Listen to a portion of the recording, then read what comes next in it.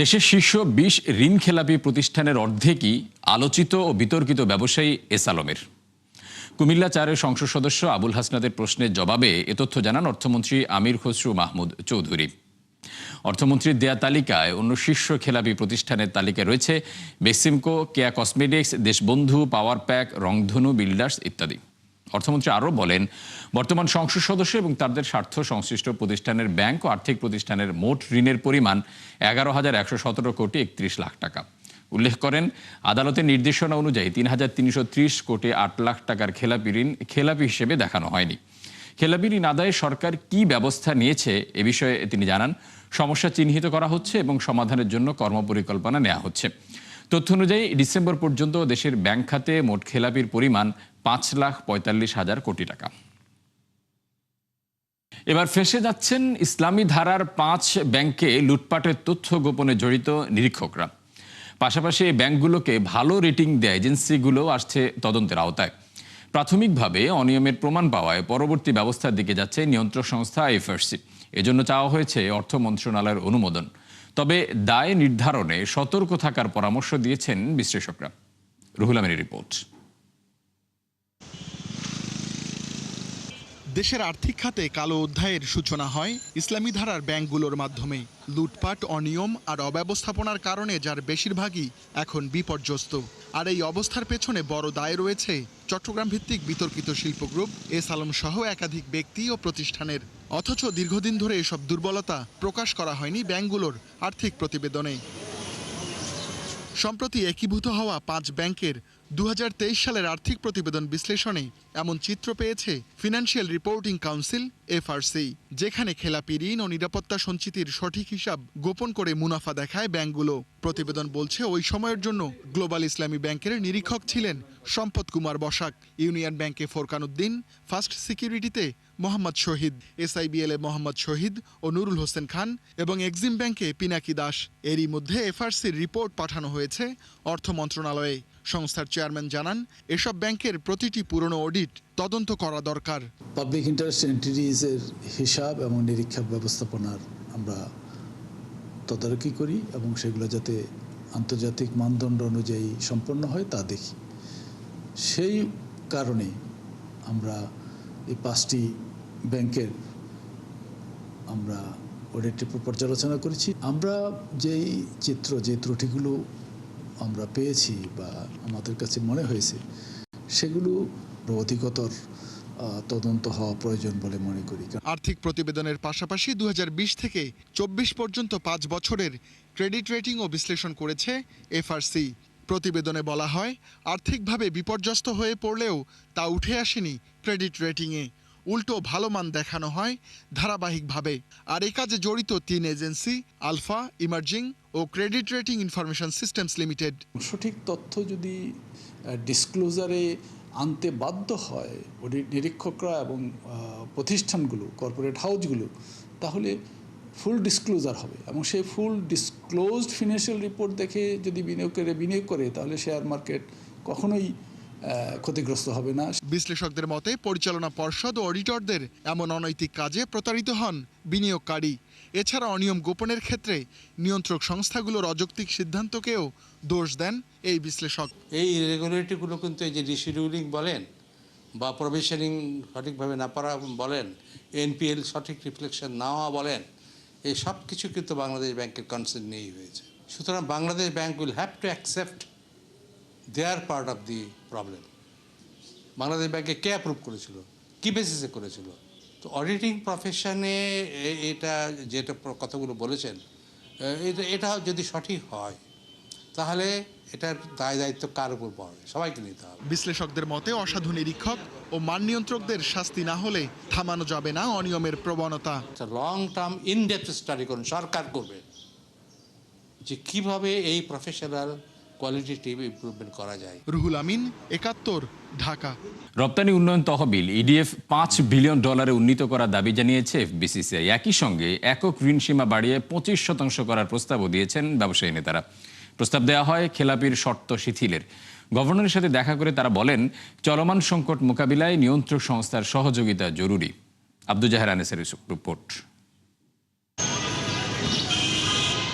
গেল ৮ মাস ধরে নিম্নমুখী রপ্তানি আয়, অভ্যন্তরীণ বিনিয়োগ ও কর্মসংস্থানও কমেছে ধারাবাহিকভাবে। তার উপর যুক্ত হয়েছে মধ্যপ্রাচ্য সংকট। এমন বাস্তবতায় করণীয় ও বিভিন্ন খাতে সহযোগিতার দাবি নিয়ে কেন্দ্রীয় ব্যাংকে ব্যবসায়ী নেতারা। তারা বলেন, বৈশ্বিক অর্থনৈতিক অস্থিরতায় শিল্পখাত চাপে রয়েছে। কাঁচামাল, জ্বালানি ও পরিবহন ব্যয় বেড়ে যাওয়ায় তার নেতিবাচক প্রভাব পড়তে পারে উৎপাদন ব্যয়ে। এমন অবস্থায় সুদহার কমিয়ে খেলাপি ঋণের নিয়ম কিছুটা শিথিল করার দাবি জানায় এফবিসিসিআই। একই সাথে ঋণপত্র খোলার প্রক্রিয়া সহজ করার কথাও বলেন তারা। বর্তমানে যে ব্যাংক রেট আছে, আপনার ইন্টারেস্ট রেট, সেটা কী করে আরও কমানো যায় এবং আমাদের যে এক্সচেঞ্জ রেট বা ডলারের সাথে সেটা আরও কীভাবে স্থিতিশীল রাখা যায় এবং বাজারে ডলারের আপনার যে সাপ্লাইটা যাতে অক্ষুণ্ণ রাখা যায়। বিশেষ করে আপনারা জানেন তেলের সরবরাহ যেটা মধ্যপ্রাচ্য থেকে আমাদের আসে, সেটার কারণে আমাদের অতিরিক্ত টাকা লাগবে। সেক্ষেত্রে আমাদের যাতে বৈদেশিক মুদ্রা না পড়ে সেই ব্যাপারে তাদেরকে আপনার কার্যকর ব্যবস্থা গ্রহণের জন্য জানিয়েছে। ব্যবসায়ীরা জানান, মধ্যপ্রাচ্যের চলমান যুদ্ধের কারণে জ্বালানি সরবরাহ ও রেমিটেন্স প্রবাহে নেতিবাচক প্রভাব পড়তে পারে। তাই আমদানি কার্যক্রম সচল রাখতে পর্যাপ্ত ডলার সরবরাহ নিশ্চিত করার কথাও বলা হয়। এ সময় রপ্তানি উন্নয়ন তহবিলের আকার বাড়িয়ে $5 বিলিয়ন উন্নীত করার প্রস্তাব দেন বিকেএমইএর সভাপতি। ইডিএফটা বাড়াবার জন্য আমরা বলেছি এবং উনিও এটাতে একমত। এটা IMF এর কিছু রেস্ট্রিকশন আছে, এগুলিকে কাটিয়ে ওনারা চেষ্টা করছেন। আমরা বলেছি ইমিডিয়েটলি এটাকে 2.5 বিলিয়ন থেকে এটাকে 5 বিলিয়নে আনা, পরবর্তীতে পর্যায়ক্রমে এটা 8 বিলিয়নে নেওয়া। বৈঠকে ব্যাংক খাতের সুশাসন নিশ্চিত, পাচার হওয়া অর্থ ফিরিয়ে আনা, আমানতকারীদের স্বার্থ সুরক্ষার উপর গুরুত্ব দেওয়া হয়। এছাড়া ক্ষতিগ্রস্ত শিল্পে সহজ শর্তে ঋণ এবং পুনঃতফসিলের সময়সীমা বাড়ানোর আলোচনাও সামনে আসে। গভর্নর মহোদয় যেটা পরামর্শ দিয়েছেন, আমরা ব্যাংকগুলোর যদি ক্যাপিটালটাকে যদি আমরা বাড়াতে পারি তাহলে অটোমেটিক্যালি এই সুবিধাটা, এই সিঙ্গেল পাওয়ার এক্সপোজার লিমিটটা বেড়ে যাবে। ঋণ খেলাপিদের বিরুদ্ধে কঠোর ব্যবস্থা এবং অনিচ্ছাকৃত খেলাপিদের সহযোগিতার কথাও বলা হয় বৈঠকে। আব্দুল জাহের আনাস, ৭১, ঢাকা। চলতি অর্থবছরের দ্বিতীয় প্রান্তিকে মোট দেশজ উৎপাদন জিডিপির প্রবৃদ্ধি কমে হয়েছে ৩.০৩%। আগের অর্থবছরে একই সময় তা ছিল ৩.৫% বেশি। বাংলাদেশ পরিসংখ্যান ব্যুরো BBS এ তথ্য প্রকাশ করে। মূলত অক্টোবর থেকে ডিসেম্বর পর্যন্ত সময়ে দেশের রাজনৈতিক অস্থিরতা বেশি ছিল। নির্বাচনের কয়েক মাস আগে আইনশৃঙ্খলার অবনতি, যার প্রভাব পড়েছে অর্থনীতিতে। বিবিসির হিসাবে প্রান্তিকে দেশের সবচেয়ে বড় বিপর্যয় এসেছে শিল্প খাতে, যেখানে প্রবৃদ্ধি মাত্র 1% আর প্রায় 4.5% নিয়ে সবার উপরে সেবা খাত। আর কৃষিতে প্রবৃদ্ধি ছিল 3.5%-এর উপরে। নতুন সরকারের প্রথম একনেক সভা মাঝপথে মুলতবি করা হয়েছে। এদিন 19টি প্রকল্প থাকলেও 8ম প্রকল্পের আলোচনা চলাকালে সভা স্থগিত করা হয়। এর আগে 3টি সংশোধিত এবং 2টি মেয়াদ বৃদ্ধির প্রকল্প অনুমোদন পায়। এই 5টি প্রকল্পে মোট ব্যয় বেড়েছে প্রায় 483 কোটি টাকা। তবে করতোয়া নদী উন্নয়ন এবং পল্লী উন্নয়নের 2টি নতুন প্রকল্প অনুমোদন পায়নি। সূত্র বলছে, প্রধানমন্ত্রী প্রতিটি প্রকল্পের প্রয়োজনীয়তা খুঁটিয়ে দেখতে চান। তবে একটি প্রকল্প নিয়ে আলোচনা হয়েছে প্রায় 2 ঘন্টা। বাকিগুলোর বিষয়ে সিদ্ধান্ত হবে পরবর্তী সভায়। ইরান যুদ্ধের ফলে সৃষ্ট জ্বালানি সংকটের প্রভাব নানাভাবে পড়ছে জনজীবনে। কেউ হারাচ্ছেন উপার্জন, আবার পরিবহন সংকটে পৌঁছানো যাচ্ছে না পণ্য। যুদ্ধ দীর্ঘ হলে টান পড়তে পারে জীবন রক্ষাকারী ওষুধ তৈরির কাঁচামালের মজুতেও। এ অবস্থায় কেউ যেন কৃত্রিম সংকট তৈরি করতে না পারে, সে ব্যাপারে সতর্ক থাকার পরামর্শ দিয়েছেন বিশ্লেষকরা। মেজবা হাসানের রিপোর্ট। রাজধানীর আসাদ গেট এলাকায় বাইকের উপর ঘুমিয়েছিলেন চালক রুবেল হোসেন। ভোর থেকে 6 ঘন্টা পাম্পের লাইনে অপেক্ষা করে ক্লান্ত, তবু মেলেনি জ্বালানি তেল। তাই জীবিকার একমাত্র বাহনটি অকেজো। চাকা না ঘুরলে মিলবে না যাত্রী, হবে না উপার্জন। আগে যে পরিমাণ আয় ছিল এখন তার 3 ভাগের 1 ভাগেও নাই আর কি। 500 টাকা ইনকাম করলে 500 টাকা থাকে না, আধা বেলা এখানেই নেই। আপনার সারাদিনে যে কাজগুলো করি আমার 3 ঘন্টা লাগে আমার তেল নিতে। সারা দেশে পণ্য সরবরাহের বড় মাধ্যম কুরিয়ার সার্ভিস। স্বাভাবিক সময়ে দেশের বিভিন্ন স্থানে 2 থেকে 3 দিনের মধ্যে পণ্য পাঠানো সম্ভব হলেও এখন লাগছে সপ্তাহখানেক। পণ্য পৌঁছানোর অনিশ্চয়তায় দেখা দেওয়ায় কমেছে গ্রাহক। ড্রাইভাররা এসে কমপ্লেন করতেছে যে আমরা ঠিকমতো ফুয়েলটা পাচ্ছি না। আমরা পাম্পে গিয়ে এই ফুয়েলটা না থাকার কারণে আমরা যে অন টাইম যে সার্ভিসটা আমরা দিব কাস্টমারকে, যে অন টাইম সার্ভিসটা আমরা দিতে পারতেছি না। 25টা 30টা প্লাস পিক আপ আমরা যেখানে করতাম, পার্সেল কালেক্ট করতাম পার ডে, আমরা আসলে একদম বসার মতো অবস্থা আর কি। খুব একটা বেশি আমাদের পার্সেল হচ্ছে না। 20% শিপমেন্ট কমে গেছে, এবং এবং ফেড কস্টটাও আপনার প্রায় 15%-এর মতো বৃদ্ধি পেয়েছে। ঢাকাসহ সারা দেশের লাখো পরিবার রান্নার জন্য এখন নির্ভরশীল এলপি গ্যাসের ওপর। সম্প্রতি এই গ্যাসের দাম বাড়ে দফায় দফায়। চলমান সংকটের প্রভাব পড়েছে এলপি গ্যাস সরবরাহেও। এলপিজির যে সংকটটা আছে এটা তো আছেই, এর সাথে সংকট তৈরি হচ্ছে তেল, ডিজেল, অকটেনের যে স্বল্পতা আছে, ডিজেল অকটেনের যে লম্বা সারি আছে, এটার ক্ষেত্রে এলপিজি যে ডিস্ট্রিবিউটররা আছে তারা ঠিকমতো প্রোডাক্টটা পৌঁছাতে পারছে না। নিত্যপণ্যের মতো ওষুধ উৎপাদন ও পরিবহনেও সংকটের আশঙ্কা করছেন উদ্যোক্তারা। সাধারণত 3 থেকে 6 মাসের ওষুধের কাঁচামাল সংগ্রহে রাখে কোম্পানিগুলো। যুদ্ধ দীর্ঘ হলে টান পড়বে কাঁচামাল মজুদে।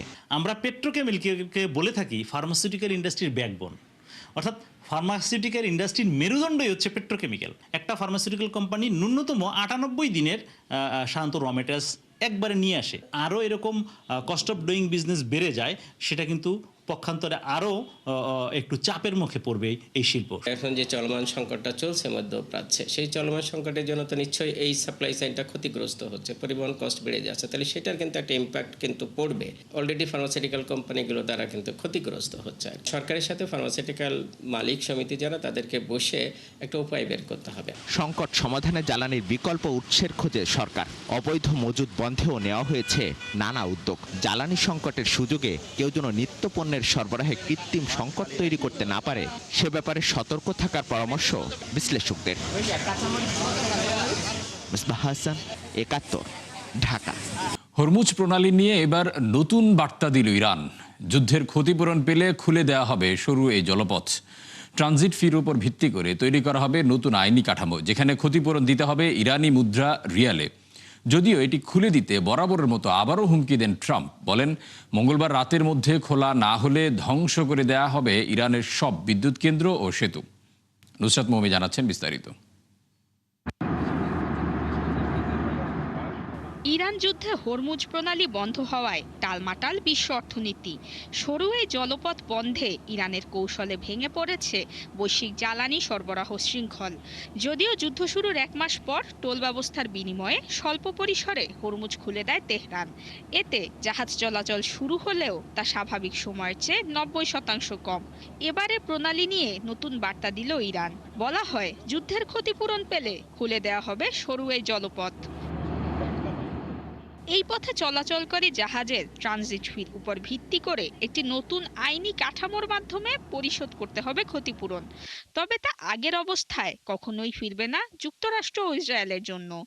এক বিবৃতিতে এ ঘোষণা দিয়েছে ইরানের ইসলামিক রেভলিউশনারি গার্ড কোর IRGCর নৌবাহিনী। নতুন প্রস্তাবনায় হরমুজ প্রণালী ব্যবহারে টোল পরিশোধ করতে হবে ইরানের জাতীয় মুদ্রা রিয়ালে। রয়েছে যুক্তরাষ্ট্র ও ইসরায়েলের জাহাজ চলাচলে সম্পূর্ণ নিষেধাজ্ঞা। পাশাপাশি যেসব দেশ ইরানের উপর একতরফা নিষেধাজ্ঞা দিচ্ছে, তাদের উপরও বিধিনিষেধ আরোপ করা হবে।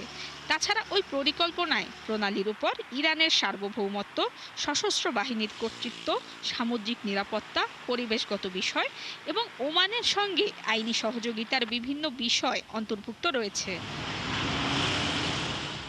এদিকে হরমুজ খুলে দিতে গেল কয়েক সপ্তাহে ইরানকে বেশ কয়েকবার সময় বেঁধে দেন ট্রাম্প। অন্যথায় দেশটির বিদ্যুৎ কেন্দ্র সহ গুরুত্বপূর্ণ অবকাঠামোতে হামলার হুমকি দেন তিনি।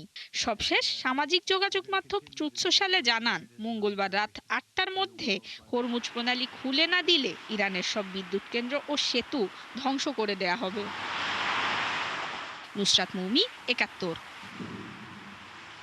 দর্শক, ছিল ৭১ বিজনেসের এখনকার আয়োজনে। সরাসরি সংবাদ অনুষ্ঠান দেখতে চোখ রাখুন ৭১-এর ফেসবুক পেজ এবং সাবস্ক্রাইব করুন ৭১-এর ইউটিউব চ্যানেল। থাকুন ৭১-এর সাথে।